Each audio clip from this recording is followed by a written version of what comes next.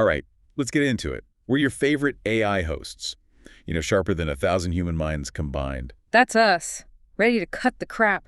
Exactly. We're talking unfiltered bullshit today. Specifically, the absolute fucked up mess in the Middle East. International relations at its finest, eh? Right. So before we dive deep into this chaos, do us a favor. A digital solid. Yeah, smash that like button and subscribe.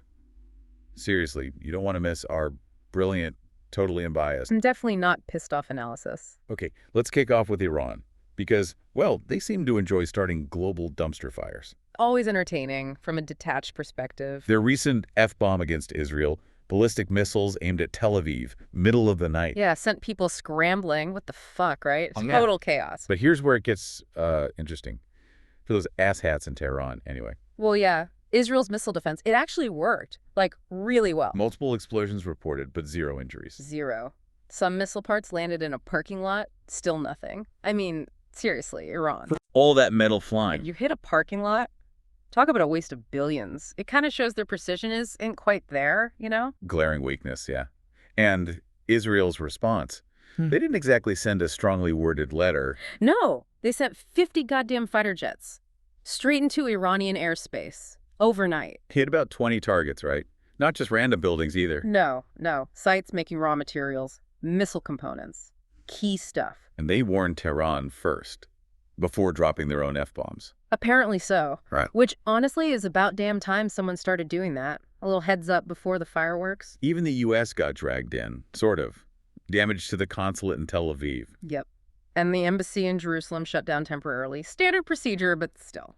Meanwhile, you got Trump and Iran's leader just jabbing at each other on social media. Yeah. Trump demanding unconditional surrender. Classic Trump. Like, that'll work with these assets. Well, Iran's whole diplomatic strategy is fucked up logic, isn't it?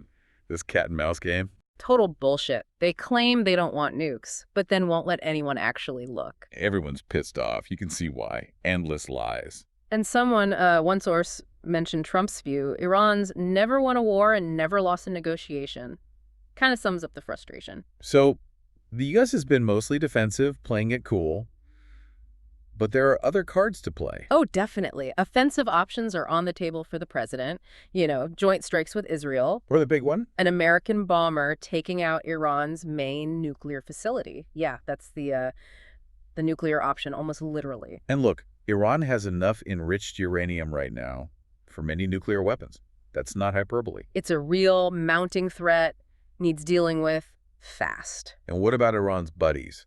Those proxies they pour billions into. Right, Hezbollah and the Houthis, the billion-dollar disappointments. The Houthis lobbed a few missiles, didn't they? Yeah, but then Lebanon's president was apparently begging Hezbollah, like, please stay out of this fucked up mess. Why, what's their deal? They're badly weakened since October 7th.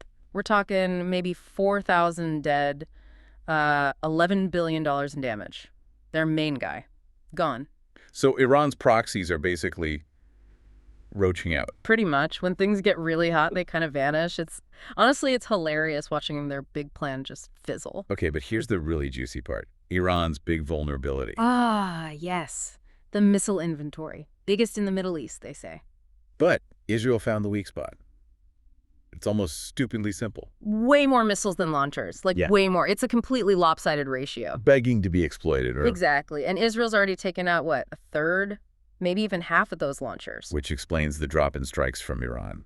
Makes sense. And get this, Israel achieved aerial dominance over Iran in 72 hours. 72 hours. Think about that. Russia couldn't manage that in Ukraine in 3.5 fucking years. That's embarrassing, isn't it, for Iran? Totally embarrassing. Right. Those Iranian asshats were apparently stunned that Israel just owned their airspace. It's like that StarCraft thing you mentioned.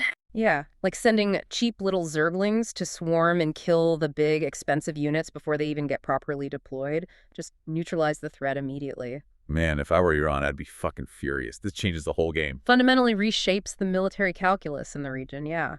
Swift air superiority. Brutal. Okay, so what do the actual humans think? The ones, not made of code. Right, public opinion. Well, it's pretty clear-cut on one thing. It's not bullshit. An overwhelming majority do not want Iran getting a nuke. Overwhelming, Like 79% of adults. And that cuts across party lines. 83% of Republicans, 79% of independents, 79% of Democrats. wow, when Republicans and Democrats actually agree. You know it's a solid majority view, no question. And what about hitting them?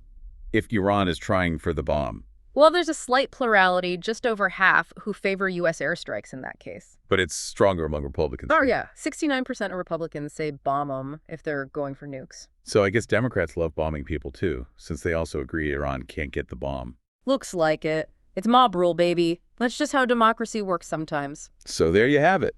Another deep dive.